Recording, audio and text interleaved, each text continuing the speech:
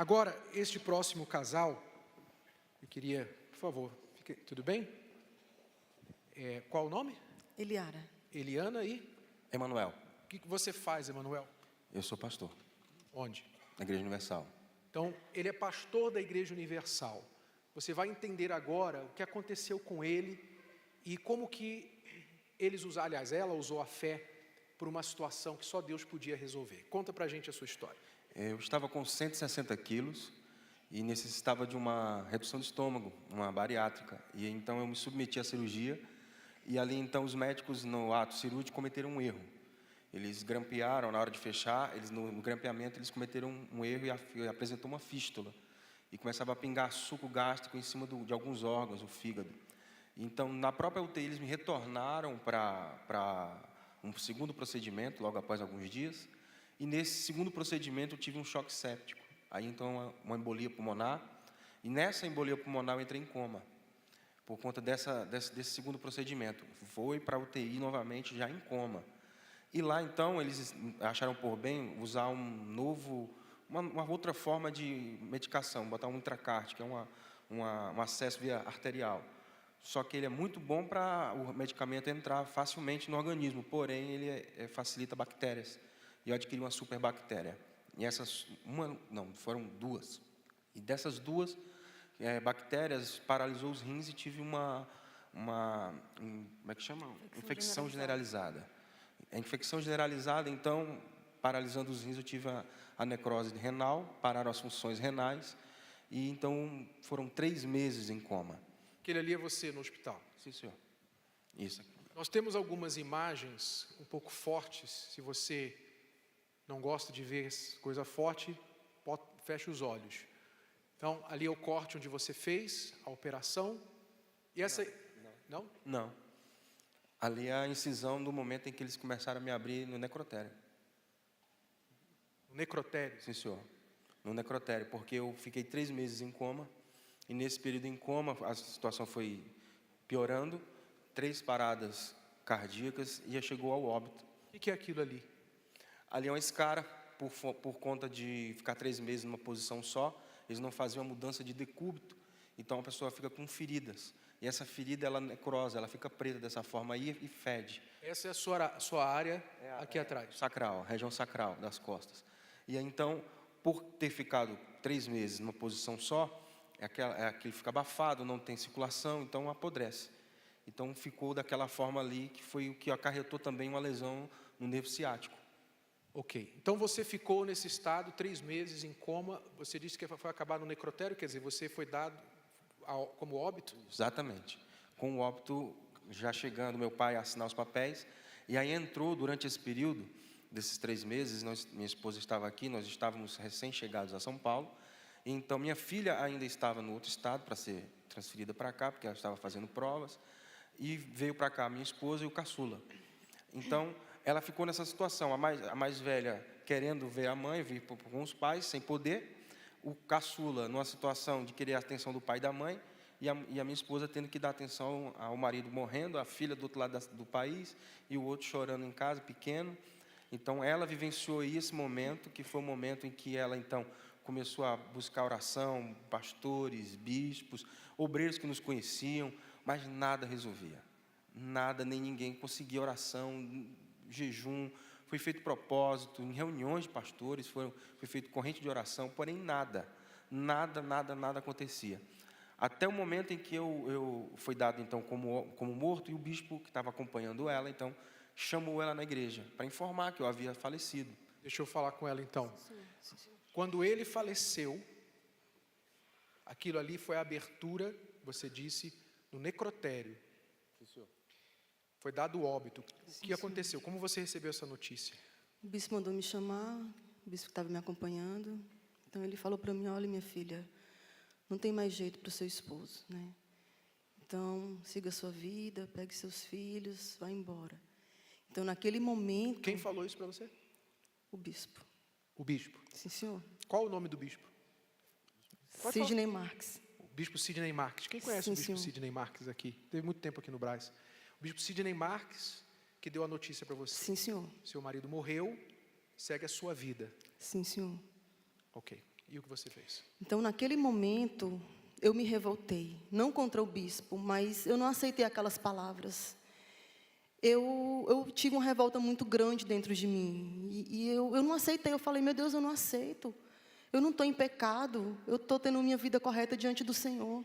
Eu não aceito isso. Daí eu desci, e não era horário de reunião, e fui para o altar. Eu andava com a fotinha dele, orando. A minha fé era tão grande que eu já ia orando, eu já ia falando com ele para o hospital, ele estando em coma. Então, nessa foto, eu deixei ela no altar. E ali eu rasguei a minha alma. Eu intimei Deus, bispo. Eu intimei. Essa é a verdade. E falei para ele que eu não aceitava, que eu ia sair com meu marido daqui andando. E eu falei, ninguém vai entender nada, meu Deus. Ninguém vai entender. Eles vão ficar catatônicos, essa foi a palavra. Ninguém vai entender nada, mas é sangue por sangue. Falei para Deus, é o sangue dele, é o meu sangue aqui pelo sangue do meu marido, é sangue por sangue, é tudo ou tudo. E virei as costas, deixei a foto dele agora com o Senhor. E fiz o meu voto, deixei minha ajuda de custo, tudo, nossa quinzena que nós recebemos, né? Uma reserva e mais um dinheiro que eu guardava para mandar para minha filha, que ela estava em outro estado, ela precisava também, né? Sem poder, bispo, eu fiz, sem poder mesmo. E fiquei numa situação até difícil, né? Porque eu estava só numa cidade que eu não conhecia, eu pegava 5 conduções para ir, 5 para voltar sozinha. Então, assim, ali eu deixei meu tudo e falei para Deus, meu Deus, é sangue por sangue. Você juntou mais ou menos quanto? 6 mil reais. 6 mil reais. Sim, Ajuda senhor. de custo de pastor que ele recebe. Sim, senhor. Mais algumas economias, o dinheiro da filha. O dinheiro da filha. Tudo. Tudo, bispo, tudo. Tudo. E o que aconteceu? Logo, quando eu desci, que eu fiz o meu voto, há poucos minutos eu desci, bispo, eu recebi uma ligação, falando assim, seu marido, ele estava no necrotério, foi o meu sogro. Meu pai estava lá, então na hora que ela desceu do altar, meu pai ligou para ela, olha, o Emanuel voltou, estão levando ele para a sala de ressuscitação. Ele começou a dar espasmos. Então na questão foi, na hora de olhar os horários, nós víamos que os horários eram iguais. No momento em que ela desceu do altar, foi o momento em que eu voltei. Foi o momento em que eu voltei, porque a minha parte viva era ela. Eu estava morto, a minha parte consciente era ela. Porque nós dois somos um só. Além da união do casal, tem que haver a unicidade. Tem que haver aquele entrelaçamento. Os dois têm que ser um só. Então, naquele momento em que eu estava em coma, eu não podia reagir, usar minha fé. Então, a minha parte consciente, a minha parte viva, que era ela, reagiu. Não adiantava os bispos, os pastores estarem orando, porque quem tinha que tomar atitude era a minha parte consciente. Então, assim, a minha parte viva era ela. Então, ela tinha que tomar atitude. A partir do momento em que ali, então, ela criou-se dentro dela aquela revolta contra a situação, e ela, então, partiu para o altar, ali aconteceu o milagre. É como se pudéssemos abrir o milagre e ver assim, ó, de que é feito o milagre? O milagre é feito de uma atitude de fé com revolta.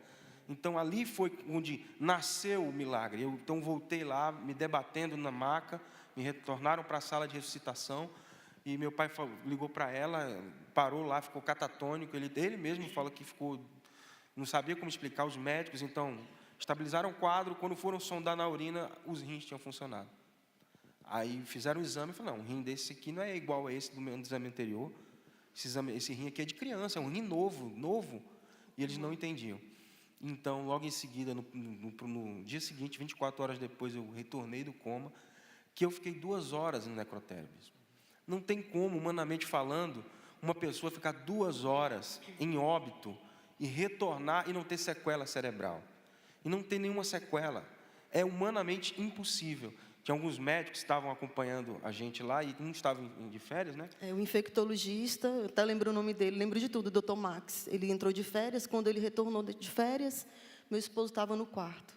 Ele foi até o quarto porque ele não acreditou. O anestesista falou para mim, eu vi seu marido morto. Como que pode? Ele foi até lá. Eles ficaram mesmo sem entender nada. Eles tinham visto ele morto. Como pode uma coisa dessa? Como está a sua saúde hoje? Plena. Isso faz quanto tempo que aconteceu? 10 anos. 10 anos. Desses 10 anos, como é que está a sua saúde? Aquilo que a gente viu ali, rim, infecção generalizada, tudo. pleno, tranquilo, eu não tomo medicamento, não tenho acompanhamento médico nenhum, questão de sequela, de doença, ou de qualquer outro problema, renal, o coração. Eu fiz uma bateria de exames, check-up normal, aí um perguntou, você já teve parada cardíaca, um problema cardíaco? Já tive parada cardíaca. Fez o ecocardiograma lá, rapaz, se você teve uma parada cardíaca, foi em outra vida, porque nessa não. Eu falei, realmente foi em outra vida, e nessa não foi. E coração perfeito. Você é pastor da Igreja Universal há quanto tempo? Há 25 anos. Você já pregou a fogueira santa muitas vezes para as pessoas. Chegou um momento que você precisou usar a sua fé. O que essa experiência te ensinou como mulher, como esposa? O que essa experiência te ensinou?